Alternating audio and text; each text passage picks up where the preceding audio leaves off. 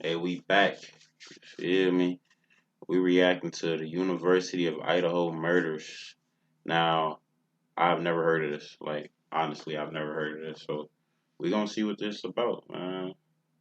I don't know what happened. I don't know, you know what I'm saying? If it was a serial killer or, somebody just went crazy, but we gonna see. I see, no offense, I see white people though, so I'm thinking serial killer. On November 13, 2022, these four university students were discovered stabbed in their home in Moscow, Idaho. Local police described Oh, my bad. Let's get right into it. the case as very complex, and it took more than 6 weeks for a suspect to be arrested. We pieced together information from a case affidavit released by authorities, verified publicly available evidence, and pulled in ABC News reporting to create a visual timeline outlining significant events in this case. I'm Emmanuel Saliba, a senior reporter with ABC News. It's around 9 p.m. local time on Saturday, November 12th in Moscow, Idaho. According to an affidavit released by authorities, Zana Kernodle and her boyfriend Ethan Chapin are seen hanging out at the Sigma Chi house. It's about a 5-minute walk from their off-campus house on King Road. Zana's roommates Kaylee Gonsalves and Madison Mogan are at the Corner Club. It's a historic sports bar in town. They stay at the bar for about 3 hours, according to an affidavit released by authorities. And around 1:30 a.m., Kaylee and Maddie leave the corner bar. The next available images we have of them are in this surveillance footage obtained by ABC News. They're heading towards a local food truck, which is about a 6-minute walk from the bar. Police say this man with them is not a suspect.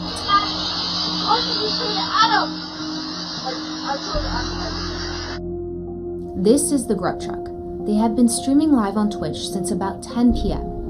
And around 1:41 a.m., we see all three of them walk into frame. Maddie and Kaylee order food. Have a good night. Hello. Hi. Welcome back. Thanks. I think I would like the carbonara. Okay. Cool. Thank you. Absolutely. How many more do you need? That's the second one? Awesome. Don's mom. $10 for Oh, perfect. Cool. Thank you. 47. Thank They chilling. You see how they on a college campus and they just been walking around and they didn't already kind of got caught on like 2 different cameras. Be that sound that quick. you very much. They wait around for about 10 minutes. Somebody Around always 1:51 a.m., they grab food from the truck window and walk out of frame. Police confirm that at this point they get picked up by a car service, and about 6 minutes later they arrive at home on King Road. According to an affidavit, Ethan and Zana are already in the house along with 2 other roommates. 2:47 a.m., according to police, a phone belonging to the suspect, Brian Koberger, stops connecting to the cell network in nearby Pullman, Washington. This is where he lives and studies criminology as a PhD student at Washington State University. 2:53 a.m. Authorities say a white sedan consistent with a vehicle registered to Koberger is seen traveling towards the highway that connects Pullman and Moscow. It's only about a 10-mile drive between the two cities. At 3:29 a.m., surveillance footage obtained by police from the King Road neighborhood captures a white sedan making an initial drive by the victim's house. Authorities say this car will make another 2 passes in the next 30 minutes. It's 4 a.m. According to the affidavit, Zana receives a DoorDash delivery, and a source tells ABC News that the delivery is contactless and the order is left at the front door. A surviving roommate would later tell authorities that around this time, 4 a.m., she wakes up to what sounds like Kaylee playing with her dog in the room on the 3rd floor. She also reports hearing someone say, "There's someone here." 4:04 a.m., authorities say the white sedan is seen driving into the neighborhood a 4th time. 4:12 a.m., according to phone records obtained by police, Zana is awake and using TikTok. The affidavit states that the same surviving roommate says she hears what sounds like crying coming from Zana's room. She opens her door a second time and says she hears a male voice say something to the effect of, "It's okay, I'm going to help you."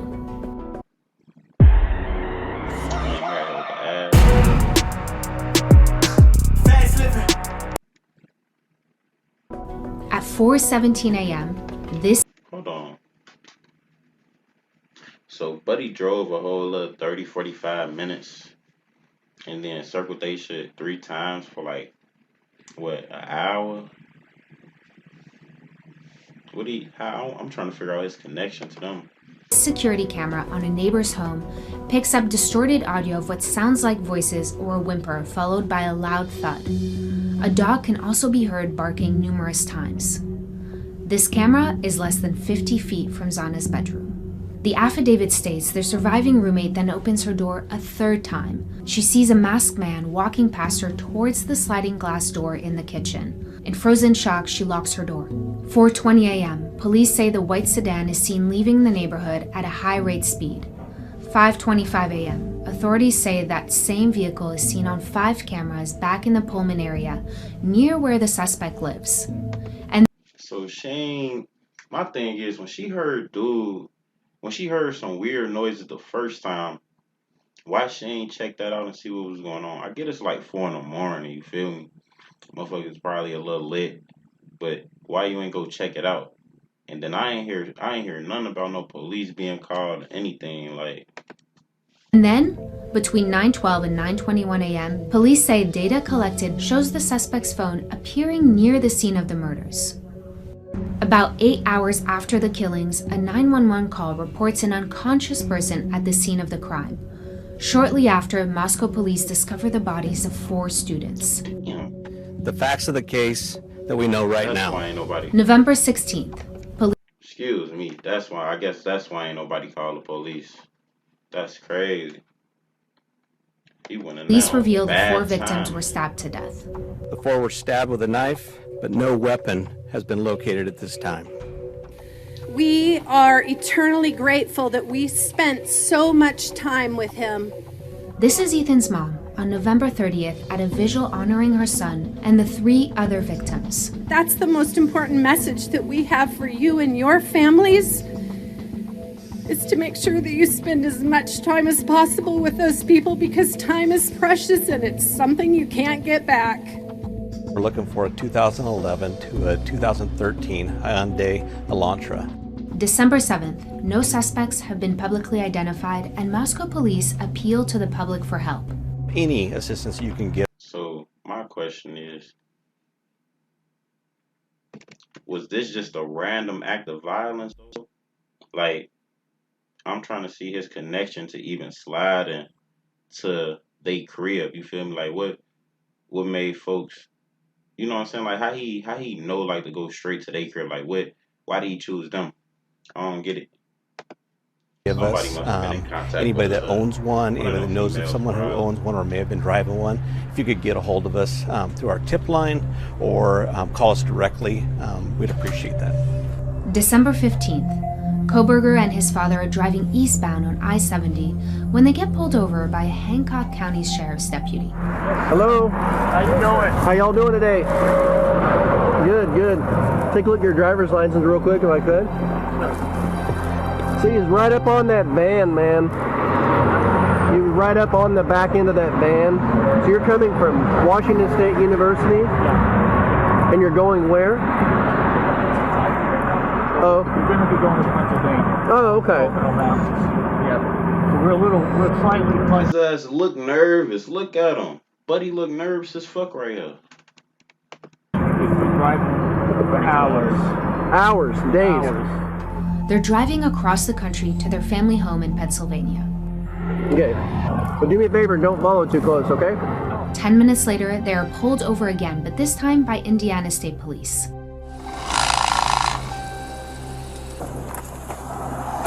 Both departments would later say they had no identifying information on the suspect at the time of these stops or the alleged vehicle involved.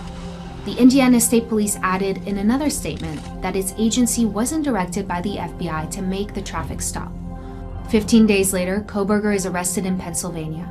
The FBI identified the suspect by linking DNA evidence from the crime scene to a public genealogy database. January 3rd, he is extradited back to Idaho, where he is charged with felony burglary and 4 counts of first-degree murder.